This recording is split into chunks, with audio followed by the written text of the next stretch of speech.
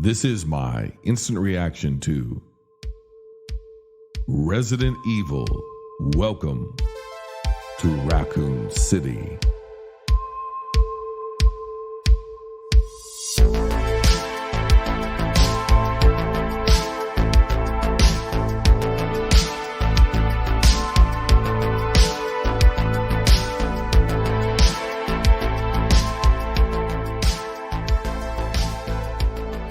The good fine folks at Constantine Films are back with another installment of the Resident Evil franchise. Constantine Films, of course, you may know from such hit films as the unreleased 1994 Fantastic Four, which Marvel very, very quickly disavowed.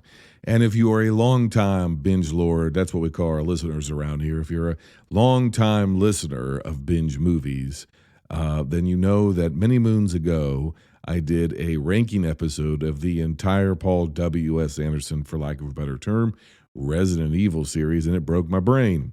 If that's still available, you should go check it out. It's one of our most popular episodes. I'm not sure if it's made it back to the stock room or not yet. The stock room is what we call the content that is only available on our Patreon. We're going to be migrating some of the older content to Patreon for all of our patrons. So go to patreon.com/binge movies. Cheap plugs aside, let's get to the film. Per usual in these instant reactions, it's a very unstructured thing. I go to the theater, I walk out of the theater, I fire up a microphone, and I formulate my thoughts on a podcast. And it's just literally impressions. It's not a deep dive review. I typically do spoiler free up front and spoiler filled in the back end.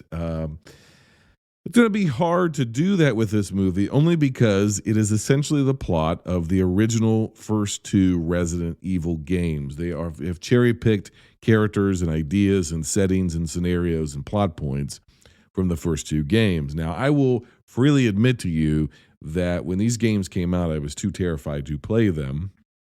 I do own them on PS4, and I'm still too terrified to play them. Actually, I just haven't gotten back into them yet. And got into them for the first time. So I have not played these games. I've not kept up with the series at all, and I've not played the games probably since the early 2000s. They're scary games. I wanted to come into this situation with a couple of positives right off the top, okay? But I have several questions before I get to the positives. The question I have about this is, in a world where we have 3 Halloween movies called Halloween, but one of them is a reboot of a movie called Halloween, and one of them is a sequel to a movie called Halloween, but it's also called Halloween. Wouldn't it make the most sense of any franchise that has ever existed? Wouldn't it make the most sense to just call this film Resident Evil? I'd go so far as to say I think that was, at some point, the intention. But for whatever reason, they got it in their mind that they needed to add this Welcome to Raccoon City, maybe to differentiate it from the long-running and fairly high-grossing against budget Resident Evil series of films. That Paul W.S. Anderson started, Mila Jovovich, his wife, starred in. Wouldn't it make the most sense just to call this Resident Evil, because this has your truer to the video game Wesker, Redfield, Leon, et cetera, et cetera, et cetera. Vickers, when you just, I don't know, that just threw me off. Like, who thought Welcome to Raccoon City would be a great title? If you're going to go that far afield title-wise, why wouldn't you just call it like Resident Evil Raccoon City? Or why wouldn't you just call it Raccoon City? I guess Raccoon City sounds kind of goofy, but I don't know. I think this is a movie that's being made for fans of this franchise of video games. I don't know that you're going to have a great deal of crossover appeal, especially in this particular era, and especially with the marketing campaign that they've had for this movie. I have not, after the initial push, there wasn't much of like a giant follow-up. And again, why was this not released closer to Halloween? Why is this just coming out the week of Thanksgiving? I would guess they're wanting to put distance between themselves and the David Gordon Green Halloween movie. Not a bad idea, but I don't know. It just seems to me that this it's ill timed. I don't know if it's COVID related or whatever. So I'm going to touch on things that you may regard as spoilers, but if you've played these games, then you know what happens in this movie. I mean, it's not. If I would just go so far as to say, if you've played or if you've watched the older movies that have nothing to do with the games, or very, very little, other than some references and name checks here or there, and some creatures stolen from the games, then you know more or less what's going to happen in this movie as well. It's just kind of a rehash of the same stuff. So the ultimate question you're probably asking yourself is it any good? And the answer is no. The movie starts. The movie has a very long cold open. The cold open is so long that it actually transitions into a second cold open, then a title sequence, then white text on the screen telling us like exposition, which is if you were going to spend 8-9 minutes doing this cold open and initiate this backstory, it's a backstory that turns out to be a dream, which turns out to be a cold open, which leads to a different cold open, which leads to text on a screen. That is just, folks, that is a binge movies staple of bad movies. That's like a hat trick, at least. I mean, that might be like a quadruple double. It's not triple double, you know. That's at least 4 bad cliche writerly things that you could do for a movie, any movie, regardless, let alone a video game movie. So, but during some of this opening sequence, here's a positive. I was like, okay, there is some 70s, early 80s exploitation horror movie. Dare I even say some Italian shot choices. I'm a big fan of shots around here, and there's some, there's some throughout the movie, but there's especially in the first quarter, there's some split diopter. There's almost even like a graininess to the it almost looks like it was shot in old film a little bit. It's not to the extreme of say something of a grindhouse, but you'll know the shots if you see the movie. You'll know them. Even if you would have missed it before, and now that I've said it, once you see them, you'll notice it, right? It's the way that the camera racks, the rack pulls. It's the way that it zooms. It's the way that it zooms out. It's the way that it kind of slowly creeps up and comes in. It's the angle choices. It's the framing of the shot. It's very kind of grindhousey, not the movie, but sort of the subgenre. It's very 70s, late 70s, early 80s horror. And my positive review coming out of it was going to be that and certain aspects of the aesthetic and the look of this film, especially what I'm guessing is a relatively small budget. I kind of liked, it kind of dug, and it was definitely on brand for Resident Evil. Definitely has the look of the video game. I would say it has the feel-ish of the video game-ish. It's more of a methodical, slower, less action-oriented until we get to a climax. And I was going to say, look, at least the director and the cinematographer did their part because the script was terrible. Well, it turns out that the script is also written by the director. This is another one of these written and directed by. And I was not off in my assumption that there was some inspiration here from late 70s, early 80s, because at the end of the movie, everything is in that Carpenter font. Like, what is it, Albertus or something? Everything's in that Carpenter font, the Carpenter typography, or a knockoff thereof. And so I was like, okay, now I see what you're going for. The weirdest thing is, by about halfway through this movie, that aesthetic decision seems to have been dropped. It's just gone. It just leaves the movie, and it just becomes a standard video game movie. The biggest problem I have with this movie is really threefold. It's poorly acted, poorly written. Who does it star? It's one of those things where when they say we're making a video game movie and this is who's going to be in it. Like, we didn't get Stephen Amell, we got Robbie Amell. Well, you got the girl that played Ghost in Ant-Man and the Wasp. And once you see her in this, you'll realize why there wasn't more of her in Ant-Man and the Wasp. You'll realize why Lawrence Fishburne did most of the talking. It's all of these people that some of them it's like Neil McDonough. If Neil McDonough is not in a Steven Spielberg movie, it's probably going to be shit. I mean, no offense to that guy, but there's just certain people or a certain tier of actor that when they turn up, if it's not in a true independent film, if it's in that middle range, if it's not a blockbuster and it's not an independent film, and it's like some guy you barely heard of is directing it. Yes, I know this guy directed in whatever Umbrella Academy. I get it. But if it's this kind of mid-tier movie, it's probably going to be shit because they didn't get the best people they could. They got the best people they could afford. And this script stinks. And that's the other part of it. This is the sort of movie that spends most of its first 25 minutes having characters repeat their own names and each other's names, which I guess is an Easter egg of a sort to fans because at least in this one, there's no Alice. There's not a bunch of made up characters. It is Claire Redfield and it is this person and that person. There's Joe Valentine and there's Leon and there's, they have to Leon Kennedy and they have to just I'm so-and-so. And it's like, it's one of those. And then it has these references. We find the Palm Pilot. We get a shotgun out of a crate. All of this sort of stuff.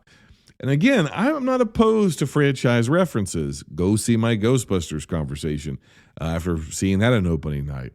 I'm not opposed to references. I'm not opposed. Look, if you're going to adapt or make a sequel to or do a reboot of an existing property of some kind, you should probably have the shit that's of that property in the movie. That's just how it works. But you have to be selective in how you incorporate it. You have to be smart in how you incorporate it. And it has to feed into a story with characters and a plot and something that's going on.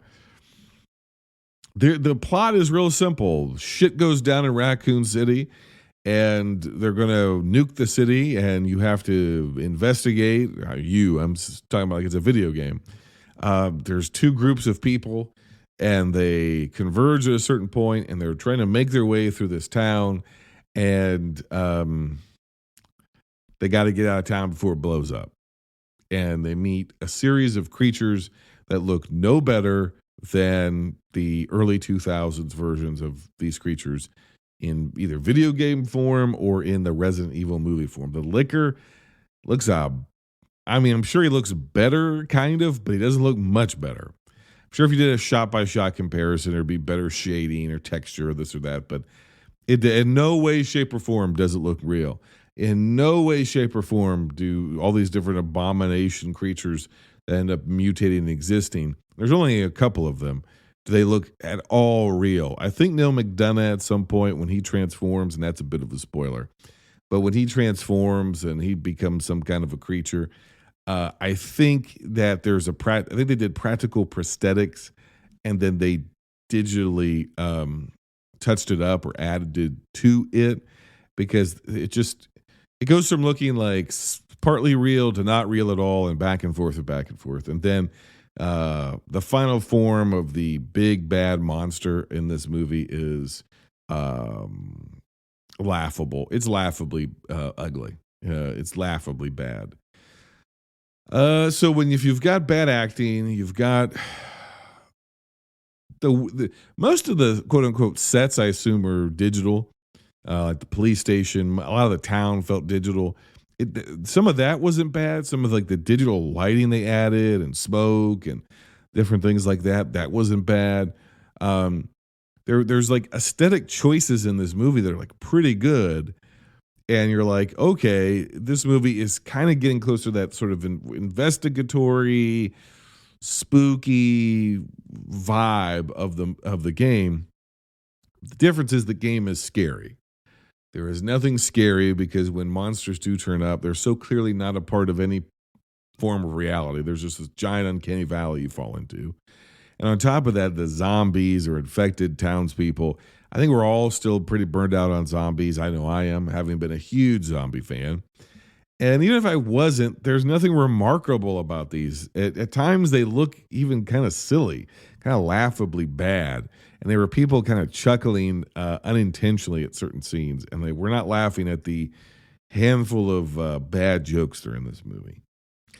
Um, if it's enough to have the characters you played in video games name checked on screen, then this is a fine enough movie for you. I would not recommend seeing it in theaters unless the tickets are free. And even then, I did not pay for this ticket. I did not pay for this screening. I got in, and I thought it was so tedious. I thought the first half hour of this movie felt like an hour. It is a very tedious movie. And it's one of those movies that thinks by adding creepy music and sounds and like creepy dolls and more than one creepy doll to a scene that somehow is going to make it creepy. You know, that's going to be scary enough. Like if we have a guy going around with a shotgun and a flashlight around a mansion, kind of in the dark, and a zombie pops out, that's going to be scary enough. It isn't. There's not even a jump scare in this movie. There's no character development. There's nothing. And the movie does the thing that bad movies, video games try to do, which it goes into this kind of quasi first person video game perspective at least one or two times throughout the film. And I don't know. It's really tough because if the movie was going to have that sort of exploitation, Carpenter, smoky style to it, it just needed to like commit to that, stick with it as an aesthetic choice, and go with it the whole way. And instead, and then on top of that, you needed to write actual characters. There are a lot of, this is really weird. There are a lot of scenes, 20, 30 minutes worth of scenes that I think are supposed to be character development and exposition, but they're not. Instead, a lot of nothing happens. Somebody has a conversation and something creepy happens, or supposedly creepy happens, and somebody's eye starts to bleed, and that's it. And then you're looking out the window, and somebody who's ugly is looking back at you, and that's it. And on and on and on it goes. And we could have used that time to build these characters, and instead they just have like one or two lines of an exposition dump where it's like, you ran away 5 years ago and I haven't seen you since. It's like, and that's it. Like, go home. Here's my money. Get out. And this cast has no chemistry. There's no humor. There's attempts at jokes. It's in quips. It's not funny. It's a bad movie. I'm just going to put it like that. It's so strange because it's bad almost in a completely different way than the Paul W.S. Anderson movies are at times. But the one thing I'll give those movies is, even though they are aesthetically divorced from the Resident Evil in name only, basically. And even though like the visual style is sort of all of them is aesthetically like very different, it's its own thing. And even though at a certain point the franchise just becomes about like taking other people's ideas and like putting it into a Resident Evil movie, at least like in the better ones, you have to go back and listen to the episode. I think it's the second or third one that I was like, I actually kind of enjoyed this. It was the first one Paul W.S. Anderson did not direct. The one that looked like it had a budget and was like kind of well directed.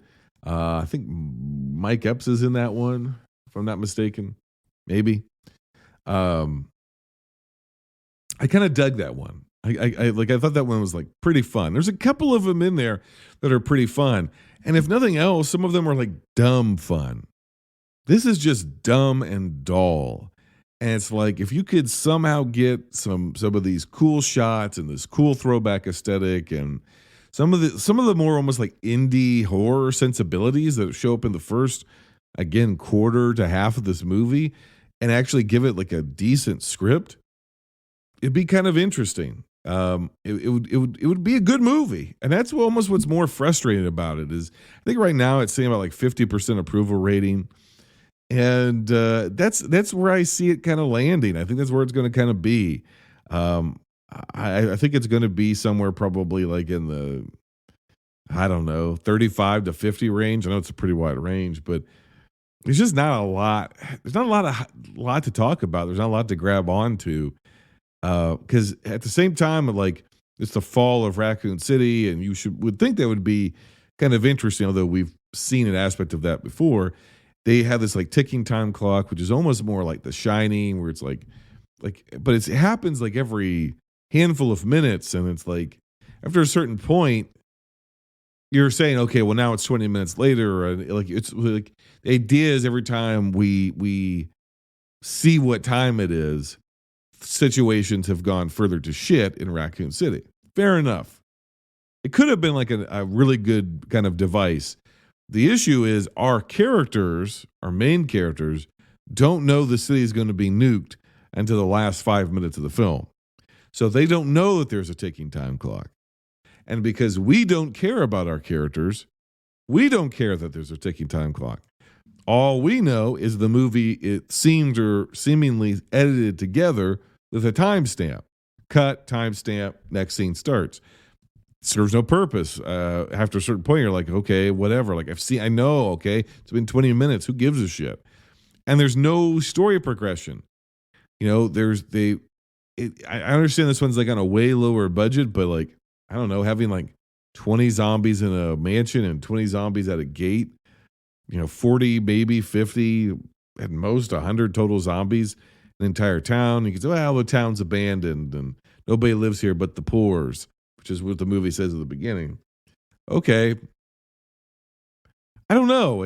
Maybe it should have been like creepier, more mysterious, more smoky or whatever. I don't know. It's just, I think if you're curious about the movie and you're a fan of the video games, my best recommendation to you would be just wait for it to come out on streaming. If you stream this thing, you might be semi-entertained by it for an evening. I think a lot of people are still going to find it pretty tedious, because there's nothing to latch onto. There's nothing to grip you. There's nothing. It's not scary. It's not thrilling. There are no characters. The dialogue is bad. It's like a waste of, like, the aesthetic isn't consistent within itself. It's just kind of a waste of time. That's how I'd put it. It's not offensively bad. It's not like we're going to get to some video games here in the next season 6.1 at the beginning of 2022. And some of those are like, they make you angry. They're so bad. This isn't that. And it's probably better than the last couple of the Mila Jovovich Resident Evil movies. I would have to imagine there's at least a couple of them that are better than this, even though they're Resident Evil in name only. What would that be? Reno instead of Rhino? Yeah. Even though they're Reno, there's like a fun stupidity to them at some point. And I would say in some of them the acting's better. I would even say in some of them like the dialogue is better. I don't know, man. This feels like maybe it should have gone to Netflix or something. Like, you know what I mean? It feels like a really well made straight to video movie. So I think it's all about expectations. If you frame your expectations right, then you might enjoy this. I didn't. I found it very, very tedious. I was distracted too by the people near me who talked through the entire movie. I don't think they were a fan of it. And somebody in the theater who brought a tuna fish sandwich. Don't bring tuna fish to a movie theater. Don't bring Chipotle. Don't bring tuna fish. Don't bring sushi. Don't bring any pungent outside food or any pungent inside food to the movie theater. Don't eat it in a screening. Chomp your popcorn. Chomp your goobers, if your theater even has goobers anymore. And that's it. That's all you need. So those are my thoughts. If you get around to seeing this and you're like completely disagree with me, or you agree, or you think I'm missing something, you can always tweet the show at Binge Movies or email us bingemovies@gmail.com. If you go to our Twitter at Binge Movies, there's a link tree. You'll see all of our links to the Patreon, to all the different places to subscribe to the podcast, to our merch, to all the stuff that podcasts are trying to shill to you. We got it all in one place. It's on our Twitter. So go look there. Yeah, I really appreciate it. And speaking of Patreon, this episode is brought to you by one of our patrons. Actually, he's one of our elite patrons, which is the limited top tier we have for patrons. His name is Chris Williams. He's a super supporter of the show. Thank you, Chris. If you want to follow Chris on Twitter, his Twitter handle is in the show notes. If you become an elite patron, you'll be added to the credits of episodes as they come out. And you will also get your name in the description in the show notes. So great little way to get yourself over on the internet. Get on a podcast as listeners around the world and be like, I fund that show. I support that show. I'm elite. I'm an elite patron.